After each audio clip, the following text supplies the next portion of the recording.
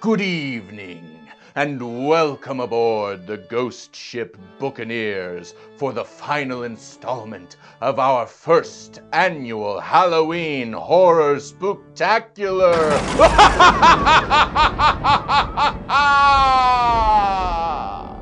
Tonight, to finish our journey, we bring you not one, but two tales of ghostly hauntings. First, The Three Sisters by W. Jacobs. Second, The North Mail by Amelia B. Edwards. All of us at the Buccaneers wish to thank you from the bottom of our hearts for joining us for this our first annual festival of horror and macabre, and wish you and yours a happy Halloween. See you next year.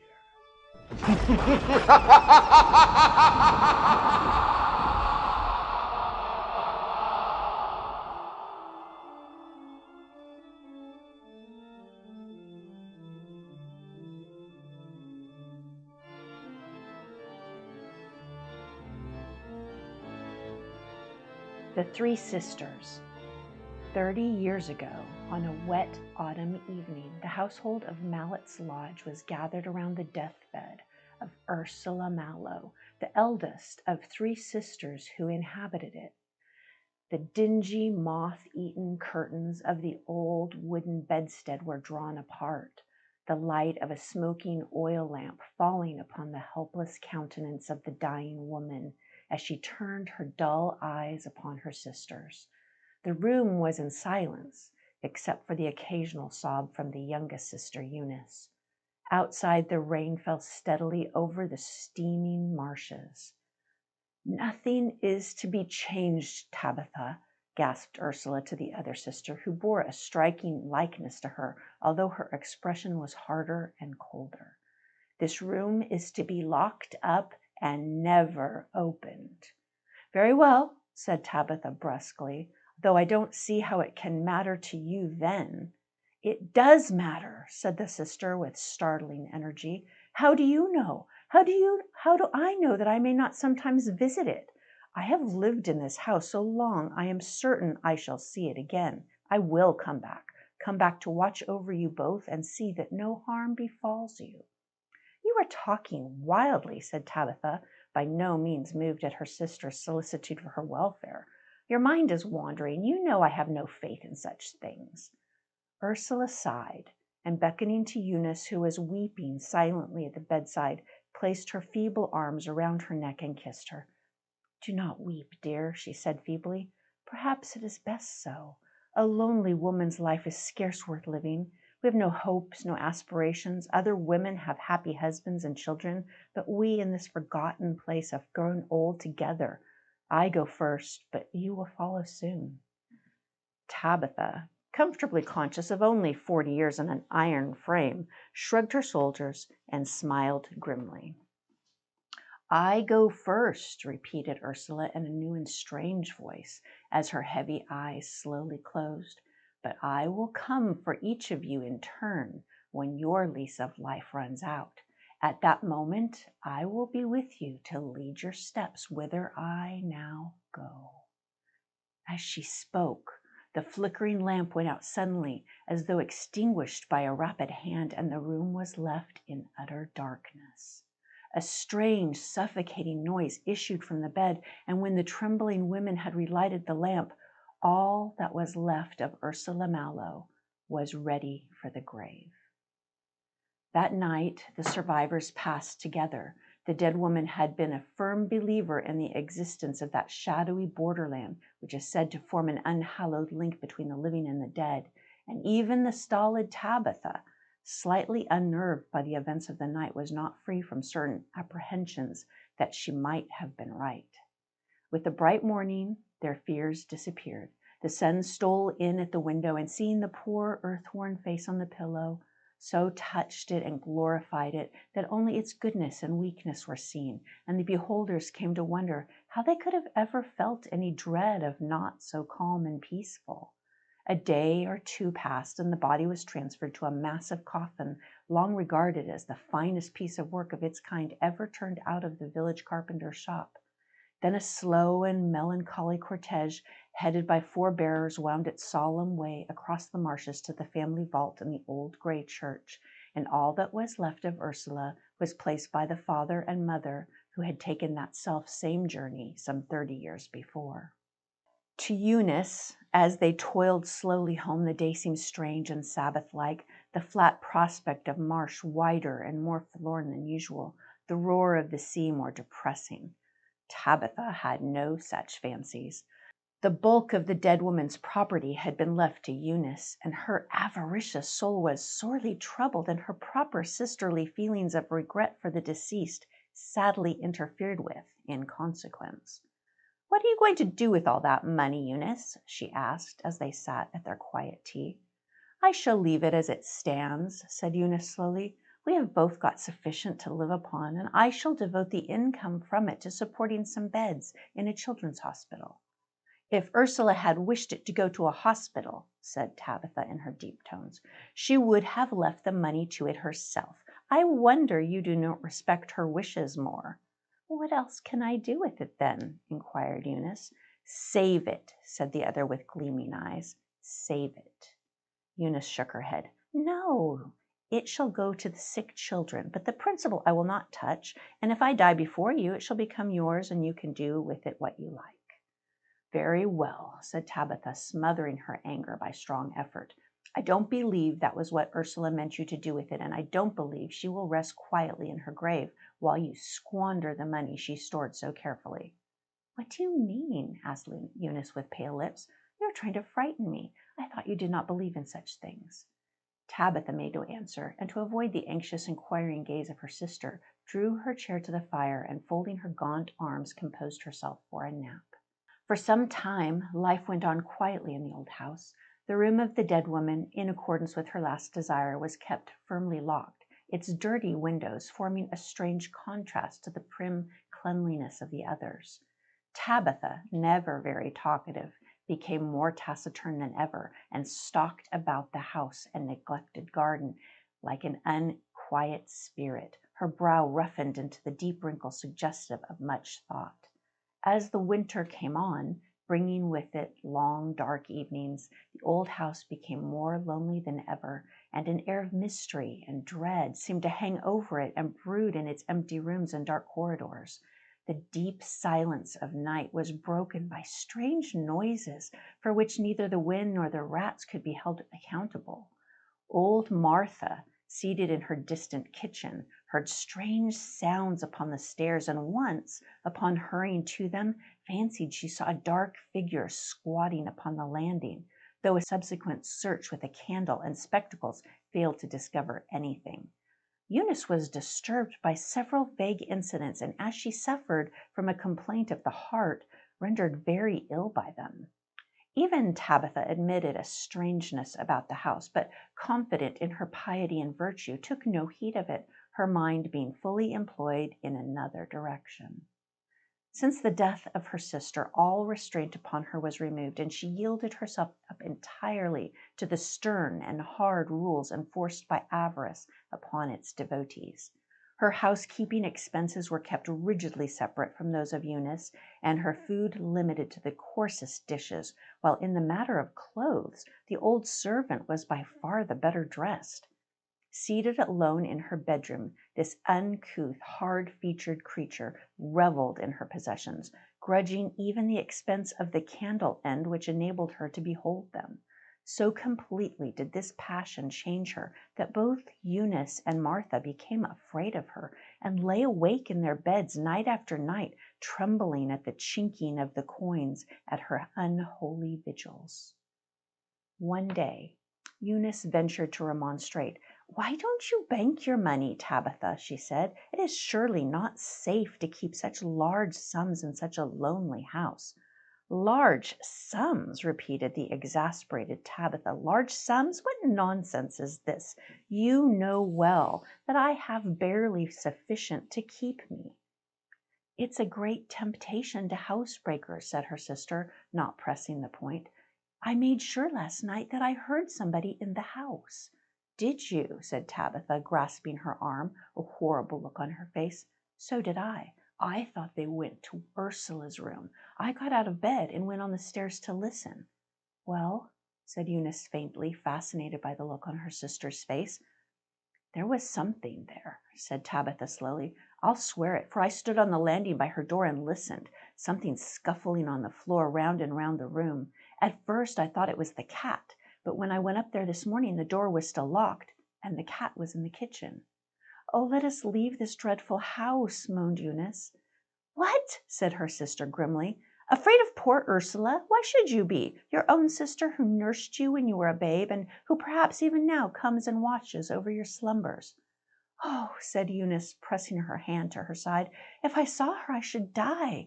I should think she had come for me as she said she would. Oh, God, have mercy on me. I am dying." She reeled as she spoke, and before Tabitha could save her, sank helplessly to the floor. "Get some water," cried Tabitha, as old Martha came hurrying up the stairs. "Eunice has fainted." The old woman, with a timid glance at her, retired, reappearing shortly afterwards with the water, with which she proceeded to restore her much-loved mistress to her senses. Tabitha, as soon as this was accomplished, stalked off to her room, leaving her sister and Martha sitting drearily enough in the small parlor, watching the fire and conversing in whispers. It was clear to the old servant that this state of things could not last much longer, and she repeatedly urged her mistress to leave a house so lonely and so mysterious. To her great delight, Eunice at length consented, despite the fierce opposition of her sister, and at the mere idea of leaving gained greatly in health and spirits. A small but comfortable house was hired in Moorville, and arrangements made for a speedy change. It was the last night in the old house, and all the wild spirits of the marshes, the wind, and the sea seemed to have joined forces for one supreme effort. When the wind dropped, as it did at brief intervals, the sea was heard moaning on the distant beach, strangely mingled with the desolate warning of the bellbuoy as it rocked in the waves. Then the wind rose again, and the noise of the sea was lost in the fierce gusts which, finding no obstacle on the open marshes, swept with their full fury upon the house by the creek. The strange voices of the air shrieked in the chimneys, windows rattled, doors slammed, and even the very curtains seemed to live and move. Eunice was in bed, awake. A small night light in a saucer of oil shed a sickly glare upon the worm-eaten old furniture, distorting the most innocent articles into ghastly shapes. A wilder gust than usual almost deprived her of the protection afforded by that poor light, and as she lay listening fearfully to the creakings and other noises on the stairs, bitterly regretting that she had not asked Martha to sleep with her. But it was not too late even now. She slipped hastily to the floor, crossed to the huge wardrobe, and was in the very act of taking her dressing gown from its peg when an unmistakable footfall was heard on the stairs. The robe dropped from her shaking fingers, and with a quickly beating heart she regained her bed. The sounds ceased, and a deep silence followed, which she herself was unable to break, although she strove hard to do so. A wild gust of wind shook the windows and nearly extinguished the light, and when its flame had regained its accustomed steadiness, she saw that the door was slowly opening, while the huge shadow of a hand blotted the paper wall. Still her tongue refused its office. The door flew open with a crash. A cloaked figure entered, and throwing aside its coverings, she saw with a horror past all expression the napkin-bound face of dead Ursula, smiling terribly at her. In her last extremity, she raised her faded eyes above for succor, and then as the figure noiselessly advanced and laid its cold hand upon her brow, the soul of Eunice Mallow left its body with a wild shriek and made its way to the eternal. Martha, roused by the cry and shivering with dread, rushed to the door and gazed in terror at the figure which stood leaning against the bedside. As she watched it slowly removed the cowl and the napkin and exposed the fell face of Tabitha, so strangely contorted between fear and triumph that she hardly recognized it. "Who's there?" cried Tabitha in a terrible voice as she saw the old woman's shadow in the wall. I thought I heard a cry, said Martha. Did anybody call? Yes, Eunice, said the other, regarding her closely. I too heard the cry and hurried to her. What makes her so strange? Is she in a trance? Aye, said the old woman, falling on her knees by the bed and sobbing bitterly, the trance of death. My poor, poor, lonely girl, that this should be the end of it. She has died of fright, said the old woman, pointing to the eyes, which even yet retained their horror. She has seen something devilish. Tabitha's gaze fell. She has always suffered with her heart, she muttered. The night has frightened her. It frightened me. She stood upright by the bed as Martha drew the sheet over the face of the dead woman. First Ursula, then Eunice, said Tabitha, drawing a deep breath. I can't stay here. I'll dress and wait for the morning. She left the room as she spoke, and with her bent head proceeded to her own. Martha remained by the bedside, and gently closing the staring eyes, fell on her knees and prayed long and earnestly for the departed soul. Overcome with grief and fear, she remained with bowed head until the sudden sharp cry from Tabitha brought her to her feet. Well, said the old woman, going to the door. Where are you? Cried Tabitha, somewhat reassured by her voice. In Miss Eunice's bedroom. Do you want anything? Come down at once. Quick, I am unwell. Her voice rose suddenly to a scream. Quick, for God's sake, quick, or I shall go mad. There is a strange woman in the house. The old woman stumbled hastily down the dark stairs. What is the matter? She cried, entering the room. Who is it? What do you mean? I saw it, said Tabitha, grasping her convulsively by the shoulders. I was coming to you and I saw the figure of a woman in front of me going up the stairs. Can it be Ursula come for the soul of Eunice as she said she would? Or for yours, said Martha, the words coming from her in some odd fashion, despite herself. Tabitha, with a ghastly look, fell cowering by her side, clutching tremulously at her clothes. Light the lamps, she cried hysterically. Light a fire, make a noise. Oh, this dreadful darkness, will it never be day? Soon, soon, said Martha, overcoming her repugnance and trying to pacify her. When the day comes, you will laugh at these fears. I murdered her, screamed the miserable woman. I killed her with fright. Why did she not give me the money? 'Twas no use to her. Oh, look there! Martha, with horrible fear, followed her glance to the door, but saw nothing. It's Ursula, said Tabitha from between her teeth. Keep her off, keep her off. The old woman, who by some unknown sense seemed to feel the presence of a third person in the room, moved a step forward and stood before her. As she did so, Tabitha waved her arms as though to free herself from the touch of a detaining hand, half rose to her feet, and without a word fell dead before her. At this, the old woman's courage forsook her, and with a great cry she rushed from the room, eager to escape from this house of death and mystery. The bolts of the great door were stiff with age, and strange voices seemed to ring in her ears as she strove wildly to unfasten them. Her brain whirled. She thought that the dead in their distant rooms called to her, and that a devil stood on the step outside laughing and holding the door against her. Then with a supreme effort she flung it open, and heedless of her nightclothes passed into the bitter night. The path across the marshes was lost in the darkness, but she found it.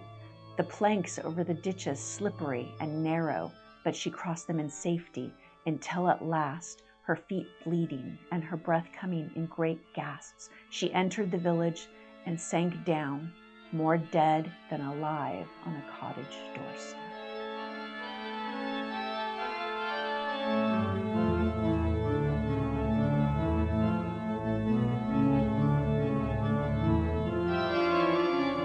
The circumstances I am about to relate to you have truth to recommend them.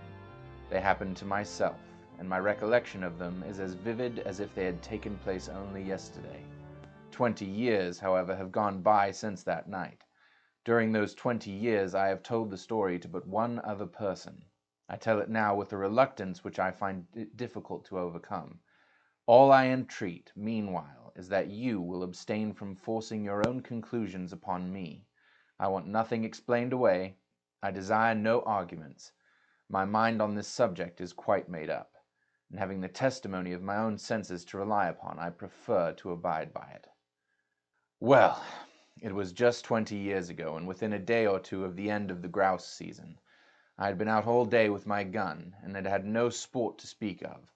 The wind was due east, the month December, the place a bleak wide moor in the far north of England, and I had lost my way. It was not a pleasant place in which to lose one's way, with the first feathery flakes of a coming snowstorm just fluttering down upon the heather, and the leaden evening closing in all around. I shaded my eyes with my hand, and stared anxiously into the gathering darkness, where the purple moorland melted into a range of low hills some 10 or 12 miles distant. Not the faintest smoke wreath, not the tiniest cultivated patch or fence or sheep track met my eyes in any direction. There was nothing for it but to walk on, and take my chance of finding what shelter I could by the way. So I shouldered my gun again, and pushed wearily forward, for I had been on foot since an hour after daybreak, and had eaten nothing since breakfast. Meanwhile the snow began to come down with ominous steadiness, and the wind fell. After this the cold grew more intense, and the night came rapidly up. As for me, my prospects darkened with the darkening sky, and my heart grew heavy as I thought of how my young wife was already watching for me through the window of our little inn parlor, and imagined all the suffering in store for her throughout this weary night. We had been married 4 months, and having spent our autumn in the Highlands, were now lodging in a remote little village situated just on the verge of the great English moorlands. We were very much in love, and of course very happy. This morning, when we parted, she had implored me to return before dusk, and I had promised her that I would. What would I not have given to keep my word? Even now, weary as I was, I felt that with a supper, an hour's rest, and a guide, I might still get back to her before midnight, if only guide and shelter could be found. And all this time the snow fell, and the night thickened. I stopped and shouted every now and then, but my shout seemed only to make the silence deeper. Then a vague sense of uneasiness came upon me, and I began to remember stories of travelers who had walked on and on in the falling snow until, wearied out, they were fain to lie down and sleep their lives away. Would it be possible, I asked myself, to keep on thus through all the long dark night? Would there not come a time when my limbs must fail, and my resolution give way, when I too must sleep the sleep of death? Death! I shuddered. How hard to die just now, when life lay all so bright before me. How hard for my darling, whose whole loving heart— But that thought was not to be borne. To banish it, I shouted again, louder and louder, and then listened eagerly. Was my shout answered, or did I only fancy that I heard a far-off cry? I hallooed again, and again the echo followed. Then a wavering speck of light came suddenly out of the dark, shifting, disappearing, growing momentarily nearer and brighter. Running towards it at full speed, I found myself, to my great joy, face to face with an old man and a lantern. "Thank God!" was the exclamation that burst involuntarily from my lips. Blinking and frowning, he lifted the lantern and peered into my face. "What for?" growled he, sulkily. "Well, for you. I began to fear I should be lost in the snow." Then, folks do cast away hereabouts fra time to time, and what's to hinder you from being cast away likewise, if the Lord's so minded?" "If the Lord is so minded that you and I shall be lost together, friend, we must submit," I replied. "But I don't mean to be lost without you. How far am I now from Dwolding?" "A good 20 mile, more or less." "And the nearest village?"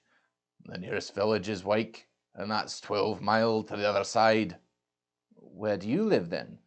"Out yonder," said he, with a vague jerk of the lantern. "You're going home, I presume?" "Maybe I am." "Then I'm going with you."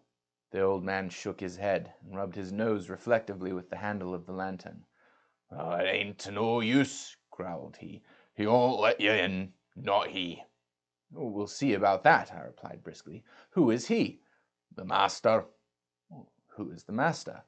"That's not to you," was the unceremonious reply. Well, you lead the way, and I'll engage that the master shall give me shelter and a supper tonight."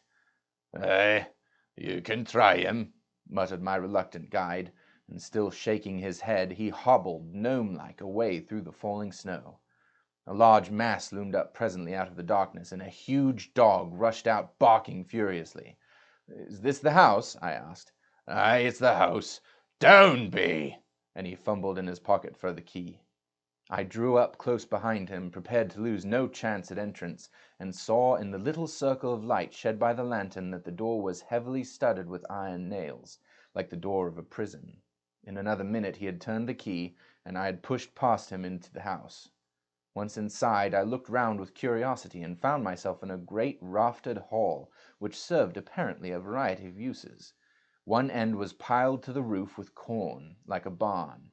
The other was stored with flour sacks, agricultural implements, casks, and all kinds of miscellaneous lumber, while from the beams overhead hung rows of hams, flitches, and bunches of dried herbs for winter use. In the center of the floor stood some huge object, gauntily dressed in a dingy wrapping cloth, and reaching halfway to the rafters. Lifting a corner of this cloth, I saw to my surprise a telescope of very considerable size, mounted on a rude movable platform with 4 small wheels. The tube was made of painted wood, bound round with bands of metal rudely fashioned. The speculum, so far as I could estimate its size by the dim light, measured at least 15 inches in diameter. While I was yet examining the instrument and asking myself whether it was not the work of some self-taught optician, a bell rang sharply. "That's for you," said my guide with a malicious grin. "Yonder's his room." He pointed to a low black door at the opposite side of the hall. I crossed over, rapped somewhat loudly, and went in without waiting for an invitation.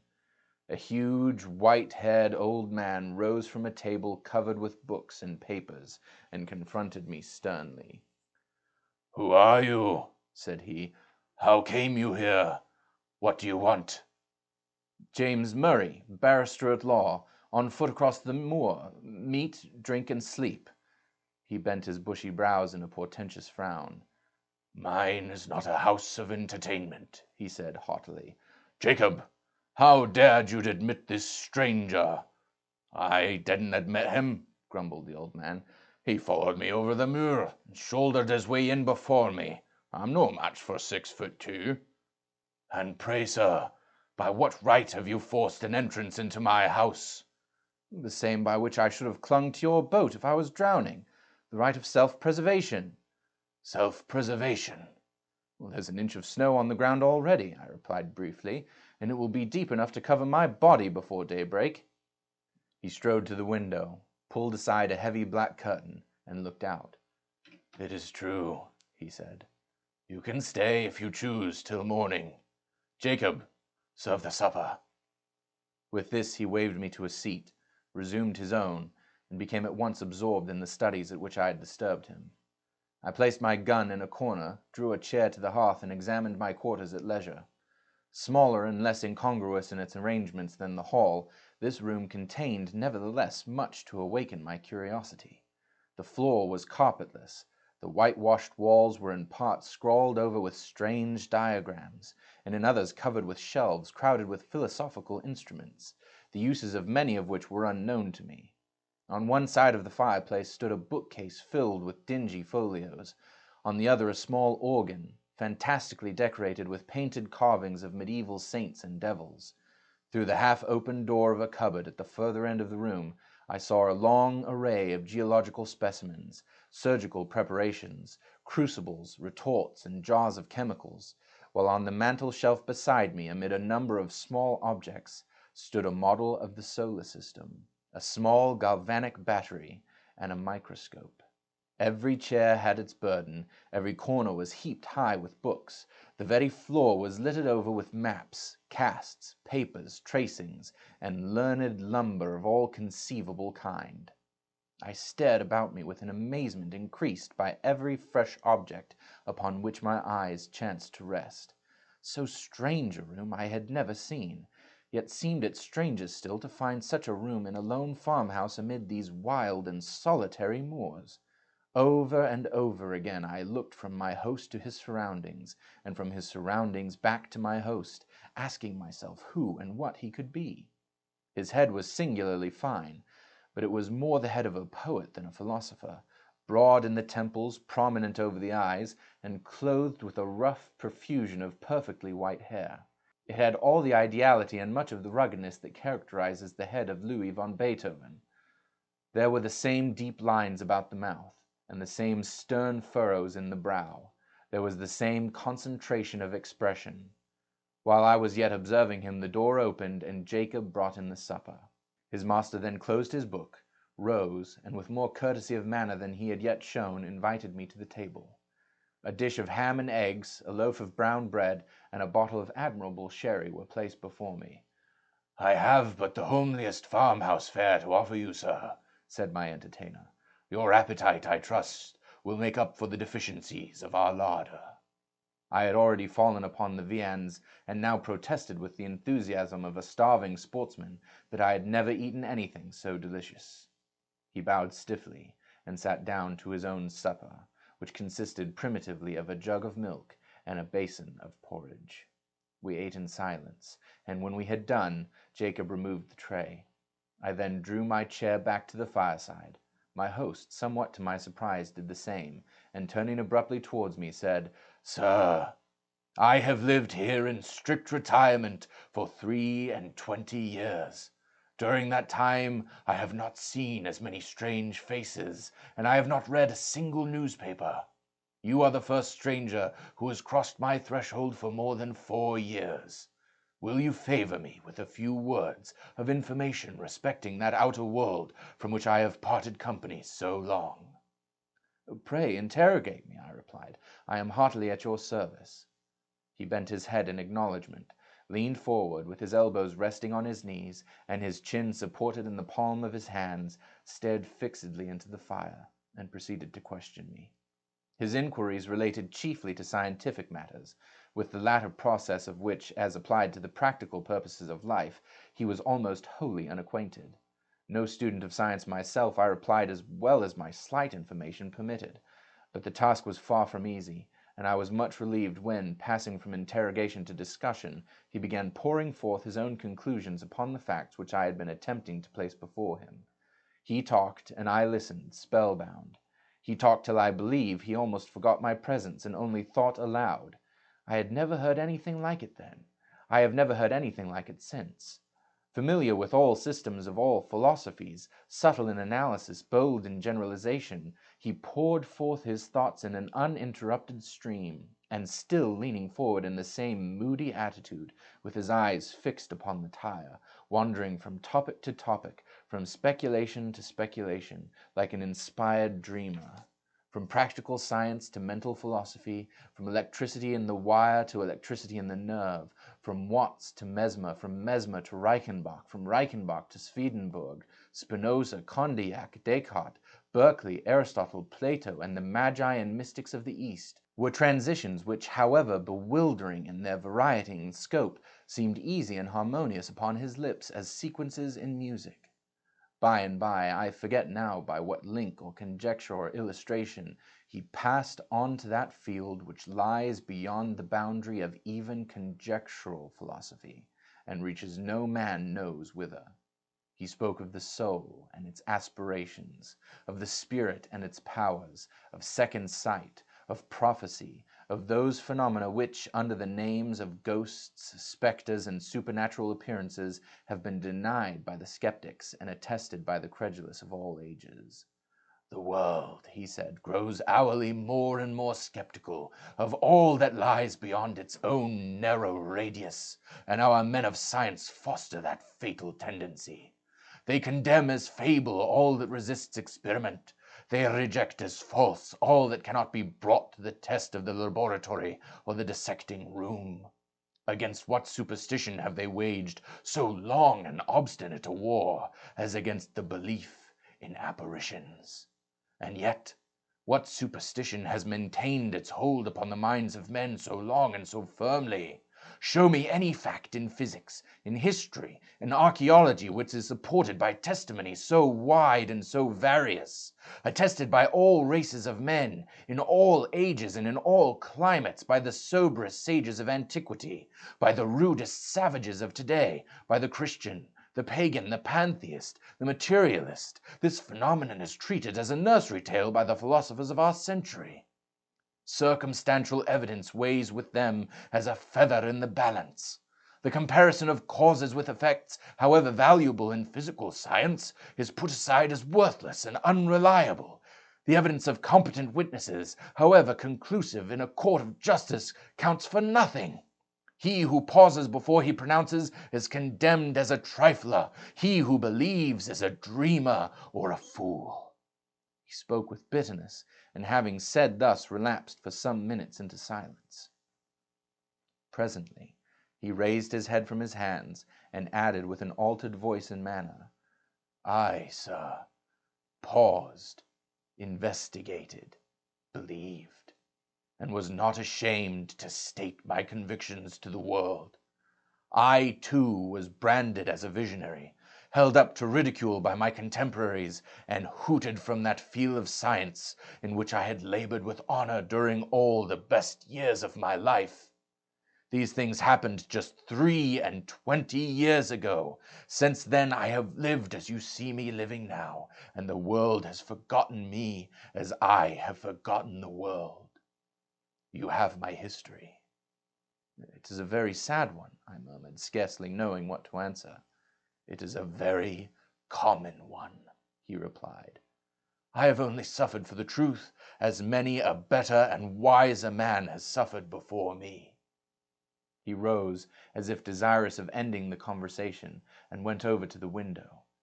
"It has ceased snowing," he observed, as he dropped the curtain and came back to the fireside. "Ceased!" I exclaimed, starting eagerly to my feet. "Oh, if only it were possible!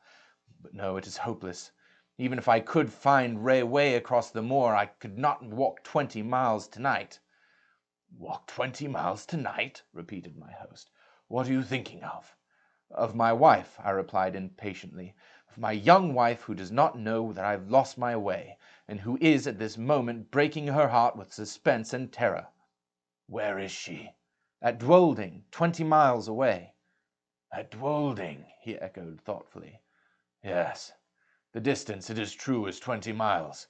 But are you so anxious to save the next 6 or 8 hours?" "So anxious that I would give 10 guineas at this moment for a guide and a horse." "Your wish can be gratified at less costly rate," said he, smiling. "The night mail from the north, which changes horses at Dwolding, passes within 5 miles of this spot, and will be due at a certain crossroad in about an hour and a quarter. If Jacob were to go with you across the moor, and put you into the old coach road, you could find your way, I suppose, to where it joins the new one?" "Easily, gladly." He smiled again, rang the bell, gave the old servant his directions, and taking a bottle of whiskey and a wine-glass from the cupboard in which he kept his chemicals, said, "The snow lies deep, and it will be difficult walking tonight on the moor. A glass of usquebaugh before you start." I would have declined the spirit, but he pressed it on me, and I drank it. It went down my throat like liquid fire, and almost took my breath away. "It is strong," he said, "but it will help to keep out the cold.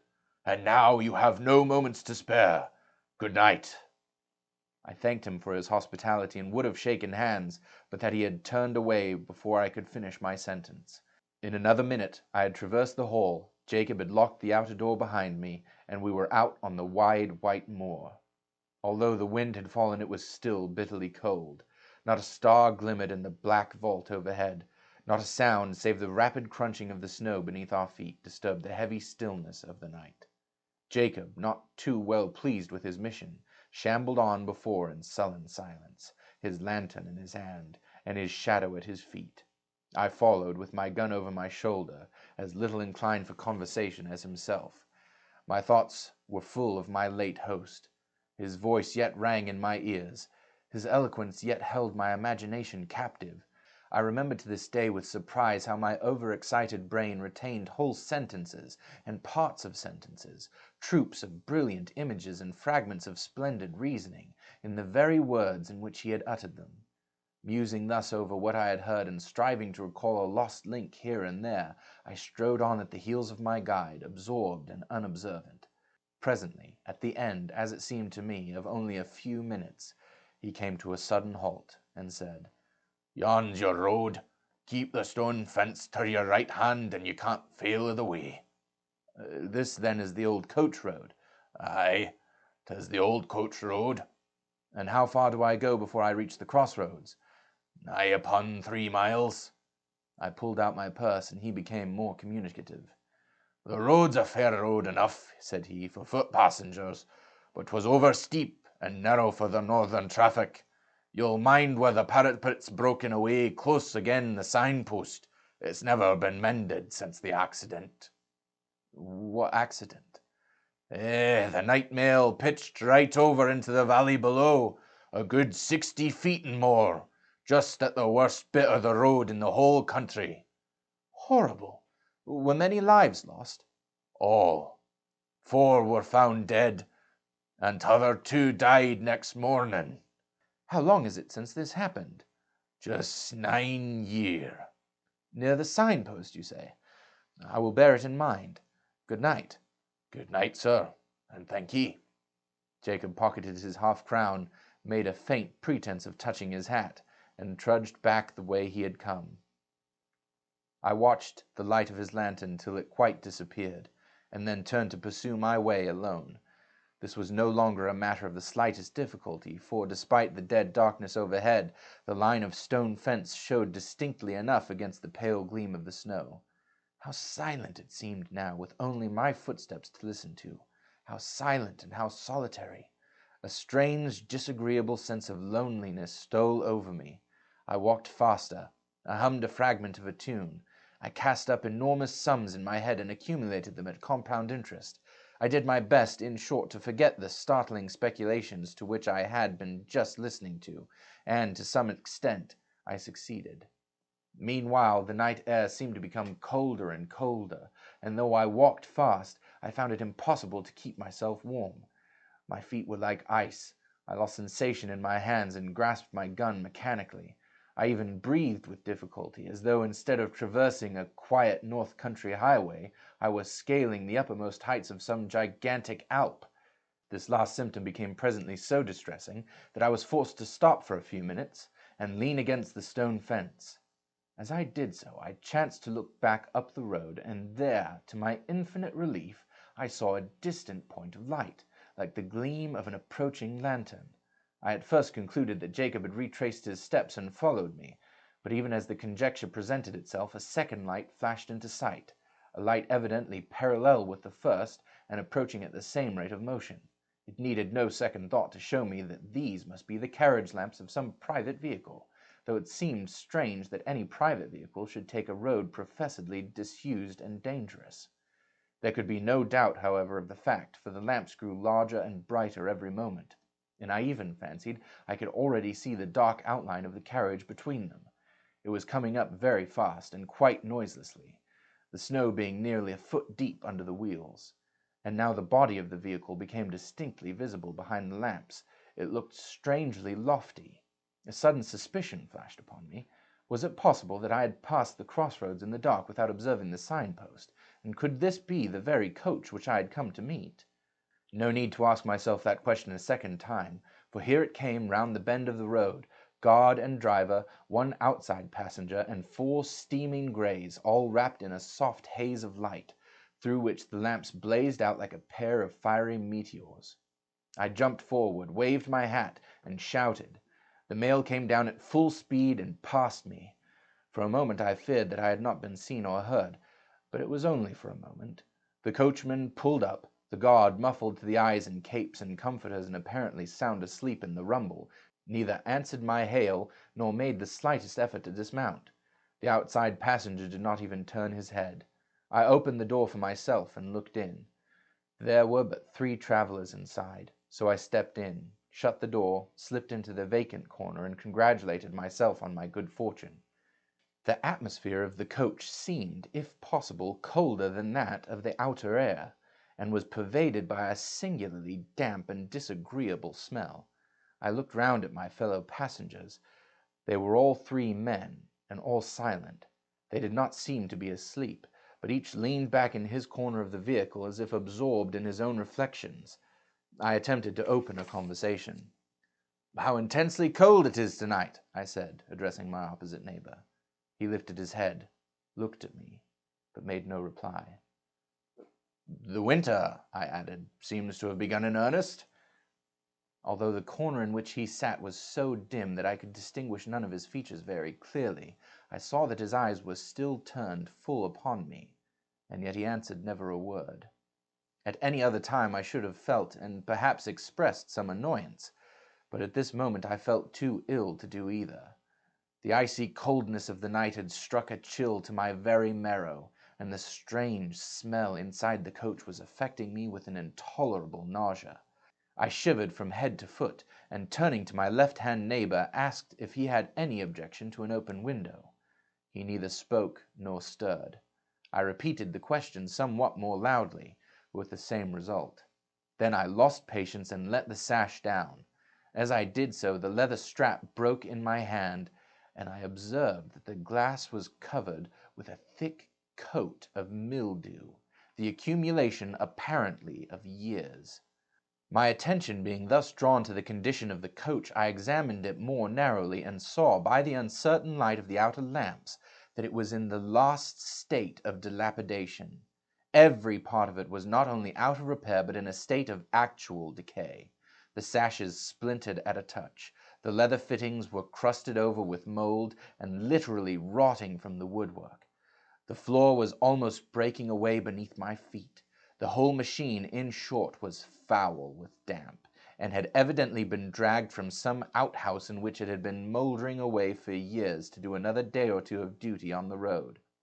I turned to the third passenger, whom I had not yet addressed, and hazarded one more remark. "This coach," I said, "is in a deplorable condition. The regular mail, I suppose, is under repair?" He moved his head slowly and looked me in the face without speaking a word. I shall never forget that look while I live. I turned cold at heart under it. I turn cold at heart even now when I recall it. His eyes glowed with a fiery, unnatural luster. His face was as livid as the face of a corpse. His bloodless lips were drawn back as if in the agony of death, and showed the gleaming teeth between. The words that I was about to utter died upon my lips, and a strange horror came upon me. My sight had by this time become used to the gloom of the coach, and I could see with tolerable distinctness. I turned to my opposite neighbor. He too was looking at me with the same startling pallor in his face and the same stony glitter in his eyes. I passed a hand across my brow. I turned to the passenger on the seat beside my own and saw— oh, heaven, how shall I describe what I saw? I saw that he was no living man, that none of them were living men like myself. A pale phosphorescent light, the light of putrefaction, played upon their awful faces, upon their hair, dank with the dews of the grave, upon their clothes, earth-stained and dropping to pieces, upon their hands, which were as the hands of corpses long buried. Only their eyes, their terrible eyes, were living, and those eyes were all turned menacingly upon me. A shriek of terror, a wild, unintelligible cry for help and mercy burst from my lips as I flung myself against the door and strove in vain to open it. In that single instant, brief and vivid as a landscape beheld in the flash of summer lightning, I saw the moon shining down through a rift of stormy cloud, the ghastly signpost rearing its warring finger by the wayside, the broken parapet, the plunging horses, the black gulf below. Then the coach reeled like a ship at sea. Then came a mighty crash, a sense of crushing pain, and then darkness. It seemed as if years had gone by when I awoke one morning from a deep sleep and found my wife watching by my bedside. I will pass over the scene that ensued and give you in half a dozen words the tale she told me with tears of thanksgiving. I had fallen over a precipice close against the junction of the old coach road and the new, and had only been saved from certain death by lighting upon a deep snowdrift that had accumulated at the foot of the rock beneath. In this snowdrift I was discovered at daybreak by a couple of shepherds, who carried me to the nearest shelter and brought a surgeon to my aid. The surgeon found me in a state of raving delirium, with a broken arm and a compound fracture of the skull. The letters in my pocketbook showed my name and address. My wife was summoned to nurse me, and thanks to youth and a fine constitution, I came out of danger at last. The place of my fall, I need scarcely say, was precisely that at which a frightful accident had happened to the North Mail 9 years before. I never told my wife the fearful events which I had just related to you. I told the surgeon who attended me, but he treated the whole adventure as a mere dream born of the fever in my brain. We discussed the question over and over again until we found that we could discuss it with temper no longer, and then we dropped it. Others may form what conclusions they please. I know that 20 years ago, I was the fourth inside passenger in that phantom